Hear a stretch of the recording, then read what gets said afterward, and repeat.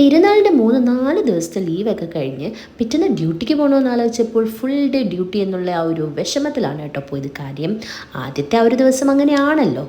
കഴിഞ്ഞ ഒരു മാസമായിട്ട് 9 മണി തൊട്ട് 3 മണി വരെയല്ലേ ഡ്യൂട്ടി ഉള്ളായിരുന്നുള്ളൂ. അപ്പോൾ സ്വാഭാവികമായിട്ടും അങ്ങനെ ആയിരിക്കുമല്ലോ. ഓഫീസിലെത്തി കഴിഞ്ഞപ്പോഴത്തേക്ക് നമുക്കൊരു കേക്ക് കട്ടിംഗ് ഒക്കെ ഉണ്ടായിരുന്നു കേട്ടോ, ഒരു ബർത്ത്ഡേ ഒക്കെ ഉണ്ടായിരുന്നു. അപ്പോൾ അത് കഴിച്ചുകൊണ്ടിരുന്നപ്പോഴാണ് പുറത്ത് നല്ല മഴയുണ്ടായിരുന്നു. ആ സമയമായപ്പോഴത്തേക്ക് എല്ലാവരുടെ അടുത്തും ബാഗൊക്കെ എടുത്ത് പൊക്കോളാൻ പറഞ്ഞു.